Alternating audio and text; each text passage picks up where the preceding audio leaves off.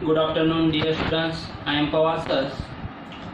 I hope you are studying as well at home, as we also taking your lesson online with good care, assist you to prepare at home and giving assignment regularly, and which has been checked by us regularly. Today, I would like to request your parents to cooperate with the management and pay the fees so that we can get our salary. Today, we are going to learn History, Standard 10, lesson number 3rd, and lesson name is Applied History. Lesson name is Applied History. Yesterday and yesterday before, 3 videos completed. Today, new point start. Today's point name is Management Studies. Page number 16. अभी जो management study ये कौन सा हम 5th वाला point देख रहे हैं, इसके ऊपर का applied history and research in the various field. तो जो वेरियस फील्ड है अप्लाइड हिस्ट्री की जो वेरियस फील्ड है उसमें का ये 5th वाला पॉइंट है, मैनेजमेंट एंड स्टडी. ध्यान दो. तो ये देखो पेज नंबर 16 ओपन करो, वहाँ पर देखो management studies. Okay, first of all today's date and standard 10 date 9 September 2020. Subject history.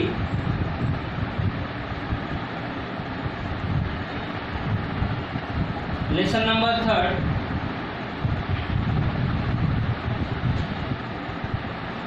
Applied history.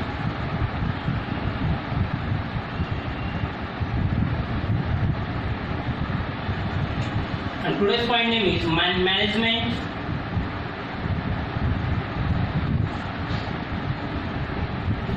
Management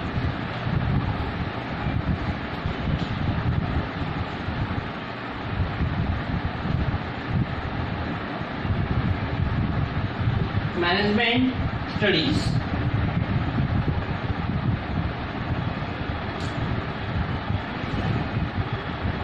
Okay, look at the textbook and listen carefully. In order to understand various factors involved in the chain of a production, such a mean of production. देखो mean of production, factory का mean of production होता है, land का mean of production होता है, farm का mean of production होता है. तो ये एक चेन होता है. Human resource and process of a production as well as the chain of the market and sales management. अब इसके लिए भी एक प्रोडक्ट, जैसे कि आप खेती में से समझा आपने प्रोडक्ट निकालने के बाद फार्मर क्या करता है वो कि जहाँ पे होलसेल मार्केट होता है, होलसेल उसको घाउट बोलते हैं, बड़ा वाला मार्केट. ओके, होलसेल मार्केट में वो बेचता है, उसको बाय करता, मतलब सेलिंग करता है वहाँ पर ले जाकर, और वो होलसेल मार्केट उसको बाइंग करते हैं. और उसके बाद फिर रिटेलर उसको क्या करते हैं, खरीदते हैं. और वो जब सेलिंग करते हैं तब वो हमारे पास तक आता है. जो छोटे छोटे दुकानदार होते हैं ना, शॉप वाले, वो सब क्या है, रिटेलर है, मतलब किरकोल छोटे वाले. तो ये प्रोडक्ट की एक चेन होती है. Okay, whole market, wholesale market, retail market, फिर उसके बाद कंज्यूमर के पास आने वाले. तो ऐसे एक इसकी एक मैनेजमेंट की जाती है, market and sales management etcetera. It is essential to have knowledge of a similarly function system of the past. तो इसके लिए आपको essential have knowledge similarly function of system of past का आपको नॉलेज होना चाहिए, तभी आप मार्केटिंग. पहले देखो कैसे होता था, पहले हम कैसे प्रोडक्ट निकालते थे, कहाँ पर ले जाकर बेचते थे, धीरे धीरे उसमें कैसा चेंजेस होने लगा. फिर वो सिटी में आने लगा प्रोडक्ट, सिटी में उन्हें ज़्यादा पैसा मिलने लगा, फिर सिटी से वो ऑल सिटी के लोगों को रिटेलर उन्हें बेचने लगा. तो ऐसे ही क्या होता है, ये इसका एक मैनेजमेंट होना चाहिए. हर चीज़ के लिए एक मैनेजमेंट होना चाहिए. अगर गुड्स मैनेजमेंट रहेगा तो ये स्किल अच्छी रहेगी.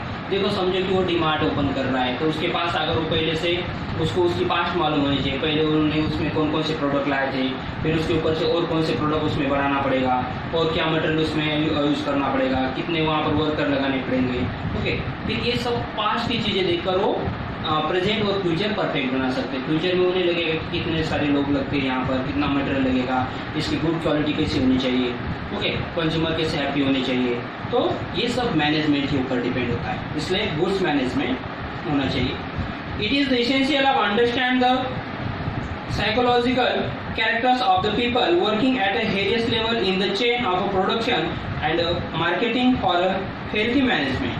तो देखो कि it is essential to understand the psychological character of people की आपको साइकोलॉजी भी जाननी पड़ेगी, पीपल को अच्छे से उसको अंडरस्टैंडिंग होना चाहिए, उसी लेवल में उसको प्रोडक्ट के बारे में आपको जानकारी देना जरूरी है, उसी को ही गुड मैनेजमेंट कहेंगे।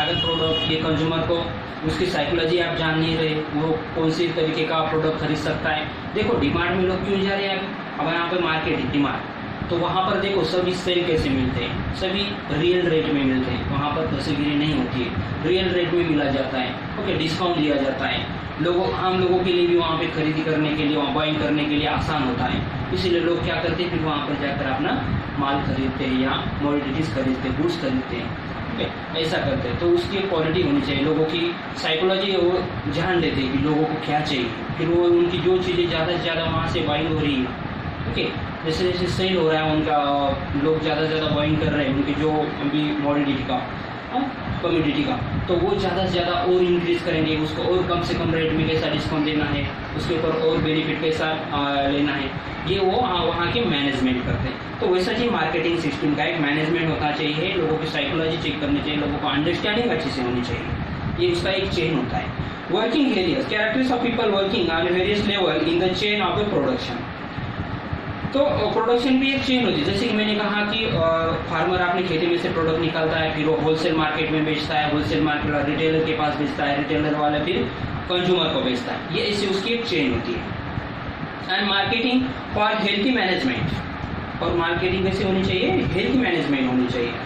In order to achieve it, understanding of the social and economical institution that support that industrial and commercial process is important.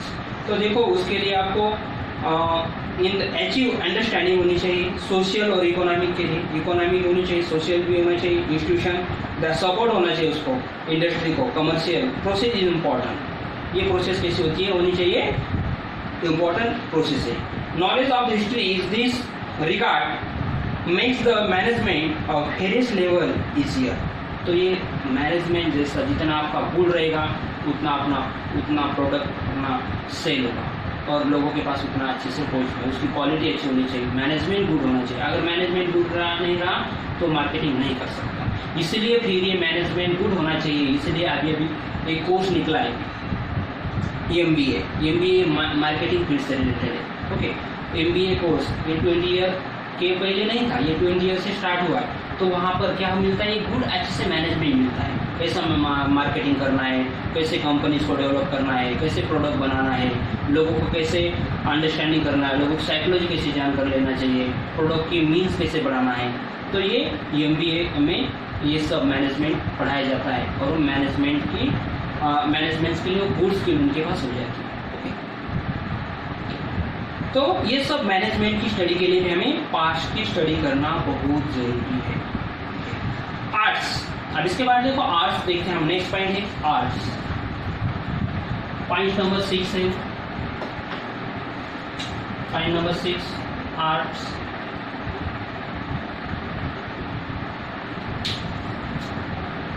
Arts के बारे में इसके पहले ही मैंने बताया, it is important of understand the development of various arts formed with the help of their style of expression and their foundation in the form of intellectual, emotional, cultural traditions. तो एक arts होता है कि imports उसकी understanding और development various उसके arts के होते हैं। आप देखते हैं अलग अलग फील्ड्स के आर्ट्स हैं, ड्राइंग के आर्ट्स होते हैं, वॉल के ऊपर कुछ ड्रॉ किया जाता है, वो आर्ट की एक स्टाइल होती है। तो पहले कैसा था, आप उसमें कैसा डेवलपमेंट हो रहा है, पहले आर्टिस्ट कैसे थे, अभी के आर्टिस्ट कैसे कंपटीशन उसमें बढ़ रही है, जिसके लिए भी हमें आर्टिस्ट इतना डेवलप क्यों हुआ है, उसका रीज़न क्या है, पहले कैसा था अब कैसा है, ये इसलिए हमें उसको पास्ट में देखना चाहिए।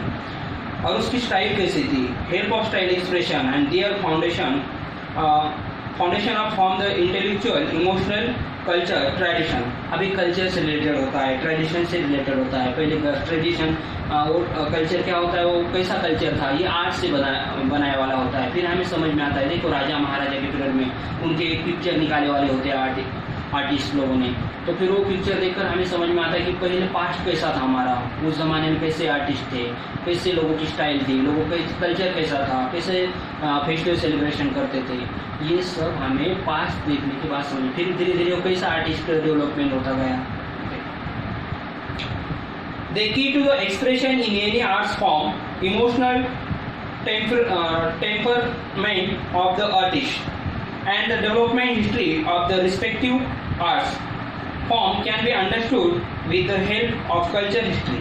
तो ये कल्चर हिस्ट्री हमें आर्ट की तरफ से समझ में आनी चाहिए, अंडरस्टूड होनी चाहिए। ओके, वैसे आर्ट्स डेवलपमेंट धीरे धीरे करते वो जैसे जैसे हमारी नीड होती जाएगी वैसे वैसे आर्टिस्ट भी क्या होते जाते हैं, डेवलप होते जाते हैं। Do you understand? Next point है humanities. Humanities include discipline like history. अभी ह्यूमैनिटी हमें क्या सिखाती है? डिसिप्लिन सिखाती है हिस्ट्री के लिए। Archaeology, study of document. Archaeology मतलब क्या? Study of document. किसकी स्टडी करना चाहिए हमें? डॉक्यूमेंट की। आप देखो पहले ज़माने के लोग कैसे थे, क्या थे, उसकी स्टडी करते, उसे कहते हैं आर्कियोलॉजी। वो फिर समझ में आता है कि ह्यूमैनिटी कैसे बढ़ती गई, लोग कैसे, जनरेशन कैसा बढ़ता गया। पहले क्या स्टोरी बोलते थे, मगर एक स्पेकुलेट मतलब एक कल्पना करते थे कि ऐसा होगा, वैसा हुआ होगा, फिर वैसे लोग होंगे, ऐसे क्या करते थे, स्टोरी बताते थे पहले लोग। मगर रियलिटी में उसके डॉक्यूमेंट जब पढ़ेंगे तभी तो वो साइंटिफिक के तरफ हो जाएगा। तो ऐसा जा सकता है क्या? ऐसा नहीं जाएगा। तो आर्कियोलॉजी में मतलब स्टडी ऑफ डॉक्यूमेंट की स्टडी करते। सोशियोलॉजी, इसको कहते हैं स्टडी ऑफ सोसाइटी। ये स्टडी ऑफ सोसाइटी होती है इसमें, साइकोलॉजी में। एंथ्रोपोलॉजी, इसमें होती है study of human relation generation से, कैसे जनरेशन बढ़ता गया, इसकी स्टडी होती है एंथ्रोपोलॉजी में। पॉलिटिकल साइंस से रिलेटेड, और economic study of economic etcetera. To understand the history of the origin and development of the discipline is an essential part of their learning. तो ये सब पार्ट हमें पहले क्या करना चाहिए? समझ के लेना चाहिए, वो पहले सीखना चाहिए, उसके बाद हम उसके ऊपर से लॉजिक साइंटिफिक रीजन निकाल सकेंगे। तो पहले हमें डायरेक्टली समझ, पहले से साइंस स्टार्ट हो गया था क्या? नहीं, पहले ऐसे लोग बोलते थे कि ऐसा था, फिर वैसे थे, ऐसे लोग थे पहले, फिर वो जंगल में या फॉरेस्ट में रहते थे, उन्हें ऐसा कुछ मालूम, वो खेतों में रहते थे, काम करते थे, ऐसे वो बोलते थे पहले, स्टोरी के थ्रू बताए। मगर हम सोचने लगे फिर वैसा क्यों, उसके ऊपर क्वेश्चन करने लगे हम। तो जैसे जैसे क्वेश्चन बढ़ते गए, जैसे जैसे डेवलपमेंट होता गया, फिर हमें उसका साइंटिफिक प्रूफ चाहिए था कि वो सही या गलत चेक करने। All disciplines are supposed to have their origin is the philosophy. तो उसकी ओरिजिन फिलोसफी चाहिए था हमें, डिसिप्लिन ओरिजिन फिलोसफी। मगर जब तक वो बोलते ही नहीं, स्टोरी नहीं बताते, तब तक हमारे मन में कुछ आता क्या? नहीं, हम सोचते नहीं, उसके ऊपर रिसर्च नहीं करते, ऐसे उसको छोड़ देते, ठीक है। मगर वो बोलते थे लोग, नहीं ऐसा था, वैसा था, फिर वो ऐसा होता था, लोग ऐसे काम करते थे, पुराने लोग बहुत बड़े बड़े लोग थे और बहुत पावरशाली लोग थे, टाइगर को मारते थे, तो ऐसे स्टोरी बोलते थे। या पहले जनरेशन के बाद वो ऐसे भूत हो जाते थे, ऐसे कुछ वो बातें बोलते हैं, ओके। मगर फिर हम क्या करते हैं, उसको वो सही है क्या, ये हम बोलते नहीं, वो गलत है। मगर वो सुनने के बाद हम बोलते वो गलत होगा, मगर वो गलत है तो क्यों है, तो उसका हमें साइंटिफिक प्रूफ चाहिए। Ancient people all over the world try to the speculativeness मतलब क्या है, कल्पना करते थे वो, word try to speculate, okay, in order to understand the relationship between the universe and human existence। तो ह्यूमन एग्जिस्टेंस से ये एग्जिस्टेंस था, तो ह्यूमन एग्जिस्टेंस कैसे उसके जनरेशन हुआ, ओके, इसके बारे में हम कल की वीडियो में देखेंगे। Okay, now stop lecture, we will meet next video. Thank you.